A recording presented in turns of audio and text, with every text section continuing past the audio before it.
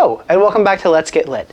In today's video, we're going to go over pages 61 through 80 of Joseph Conrads' Heart of Darkness. So, it's really starting to get there. We're about to meet Kurtz.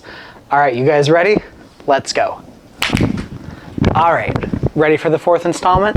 Here we go. So, this installment starts with Marlowe telling the reader that after the attack, they continue down the river towards the inner station. He goes on about what he imagines Mr. Kurtz to be like, imagining all that he would see from the boat, all the ivory that's piled up in huge stacks. Marlowe tells the reader that he has no idea how Kurtz could keep his civility amongst this place that he lords over. He says that without all the advancements of society, being in an uncivilized place must make it very hard to keep the proper way. He then goes on to explain to the reader about Mr. Kurtz's past. Well, what little he knew about it. How he was from Europe, his parents were French and English, he worked for the International Society for the Suppression of Savage Customs, where he was to go out and write his findings for future generations. And he tells the reader that Kurtz had written a 14-page pamphlet. He then goes on to tell the reader that as he talks about civilization, he can't help but think of the helmsman who died trying to get everyone to the inner station safely. It was only after the helmsman had died that Marlowe realizes how much their relationship was important to him. He changes into a new pair of shoes, takes the spear out of the man's side, and tosses his body over the ship into the river for a funeral. Marlowe remarks how the others wished to preserve the body or eat it. As they continued down the river, they finally made it to the inner station. Once they made it there, everyone on board made their way up to the room that Marlowe was standing in, prepared to do battle if necessary. Once they arrived at the dock, a white man comes on board and tells them it is safe to go out onto land, and not to worry about the natives who might be along the edge of the forests. He says that if they see any natives, all they need to do is blow the whistle and they will go away. We find out that this man is a Russian man who works with Mr. Kurtz.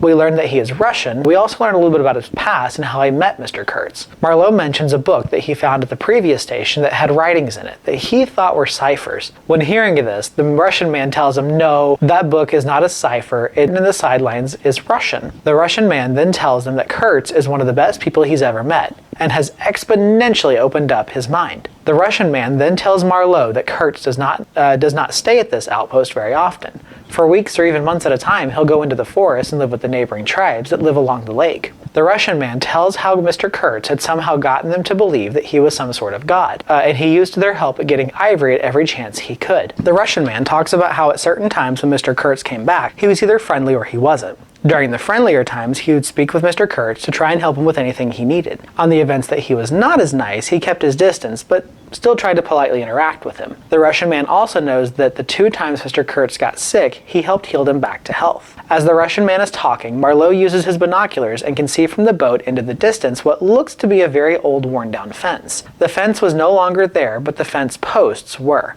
And on top of each of the fence posts was some round object that at first he couldn't make out, but upon closer inspection realized that these were not just pole toppers, they were human heads. Marlowe goes on to tell the reader that he believes Kurtz, while being in the jungle for so long, the jungle manipulated him and brought out some of his darker traits. From the forests on shore, Marlowe can see a group of men carrying a stretcher with somebody on it. Marlowe uses this context and confines that the man on the stretcher is Mr. Kurtz himself. Marlowe talks about how he can see him through the binoculars and how faint he looks, how he can see all of the ribs inside of his body, and that he looks very sick. He tells the reader that the group of men carrying the stretcher move towards the boat, and once they get to the boat, the pilgrims take Mr. Kurtz off the stretcher and onto the little cabin. Marlowe says that when Mr. Kurtz gets on board, he looks back to the shoreline, and most of the group has retreated to the forest without a single trace, except 2 men who look like they're wearing ceremonious garbs.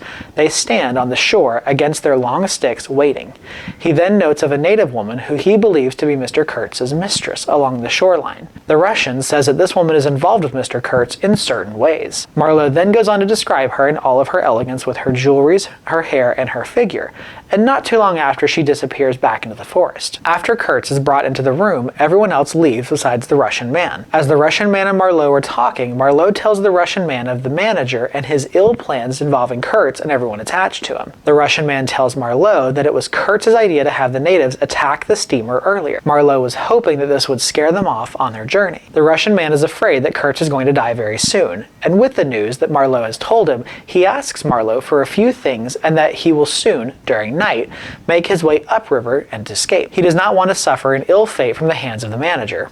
Marlowe agrees and gives him a few rations and a pair of slippers, and the Russian man sets off in the canoe with 3 tribesmen. Marlowe then tells the reader that it is now midnight, and a certain loud noise wakes him up. He looks around the room and he cannot find Kurtz at all. He looks out into the ship and doesn't see him there either.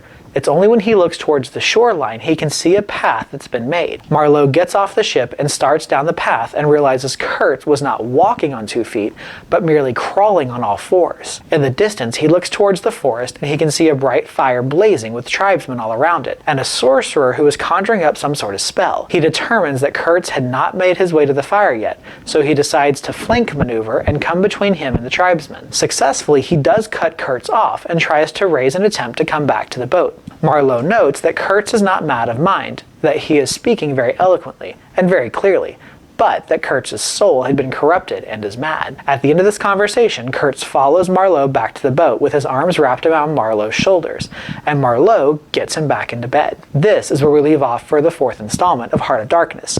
Tune in next time as we go over the 5th and final installment of this story. Have a great day, and as always, stay lit.